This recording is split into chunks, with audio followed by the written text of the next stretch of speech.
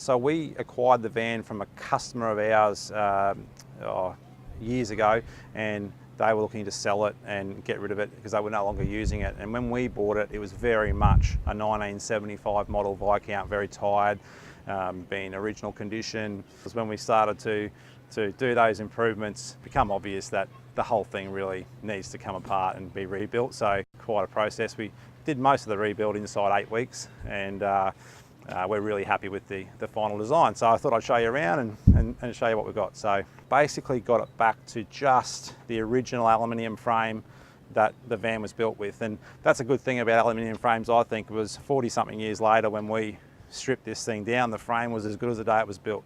So we had no real issues around any rot or deterioration in the frame. We were able just to get straight into rebuilding it, running new wiring and whatever. We added on these sensor lights on the front, the rear and the side. They all run on 12 volts. We also have another LED light here that is switched from inside the van that gives us a permanent light. The sensor lights only last for a minute, so it's really practical. So we've got hot, cold water here. We have a Dometic fridge, and we've got a fan blowing the hot air out on that. We fitted it with little spring-loaded awnings. Unfortunately, these aren't available to buy this particular model anymore. They've been discontinued from the supplier, but they're really handy for us. It allows you to keep your windows open, let the breeze come through and keep the sun off. Two 127 litre water tanks fitted underneath here. Gives us heaps of water capacity. We have obviously mains pressure hookup as well. We have an electric gas 22 litre hot water system that services the van. So that's really good to have, especially the gas aspect when we're camping at the beach or whatever. A lot of caravan manufacturers use this system. It's a 22 litre tank. They're very practical. But what we find we do when using ours to preserve the gas especially is we turn it on about 20 minutes before we want hot water.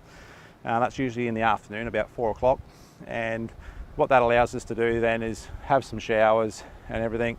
But because the unit itself is encased in polystyrene about this thick, it retains that heat very well. So once it comes to temperature, turn it off again, but it'll only lose about 1 degree an hour from that point. So it goes up to about 60 degrees. It'll last quite a while staying hot. So it gives you washing up water or whatever you might need later in the evening.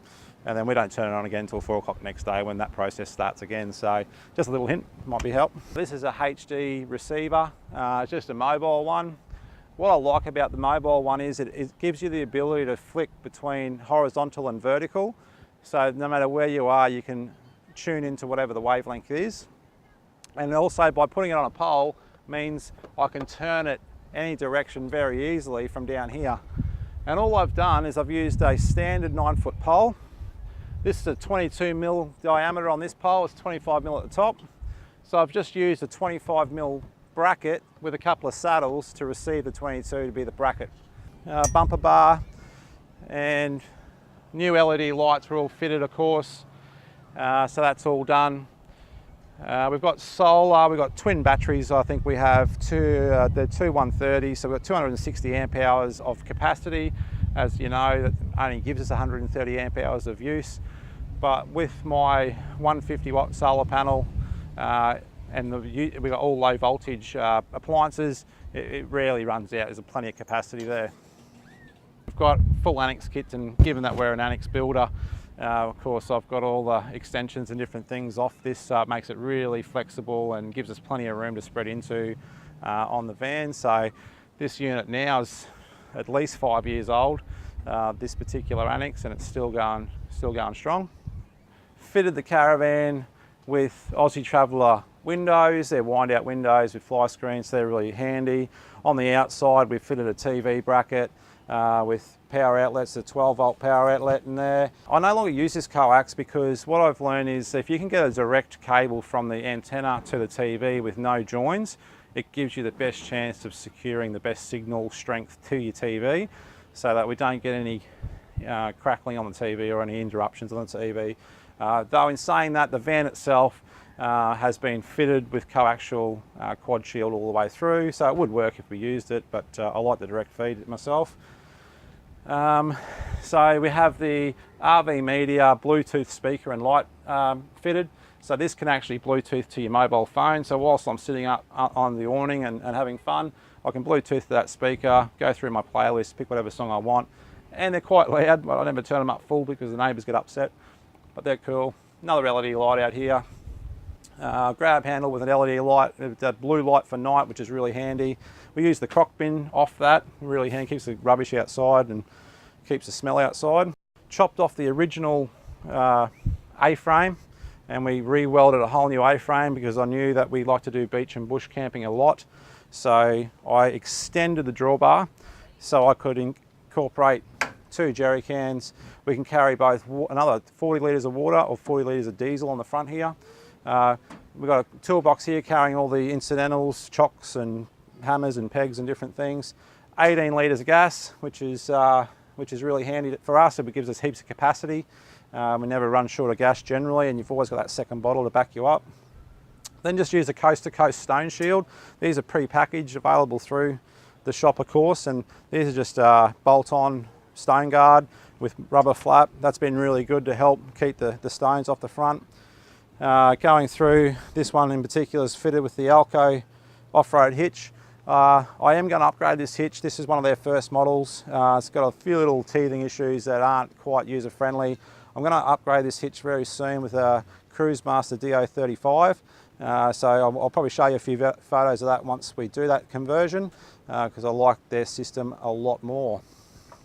And like most vans have, we've got an A-frame tap that allows us to have a hose off the front here, so we can hose ourselves down after coming in from the water, get a little salt off us, which is really handy. We dramatically changed the layout of the inside. The original van had just a seat and table and chairs at the front of the van, and had 2 single beds at the back of the van.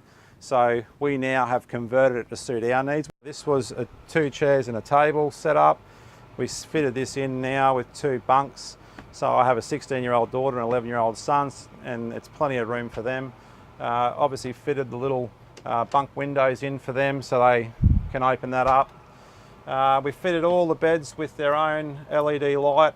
We've got the TV plug-in for the little portable tellies they can tune into, and a 12-volt socket for that, obviously, to power it up. A stereo system, obviously, that has internal and external speakers, so we can play music in and out via the CDs or whatever. Got a 3-burner sink and stove here, which is hooked up, obviously, with the hot water as well. So it's fine, it's really practical when we're doing the dishes.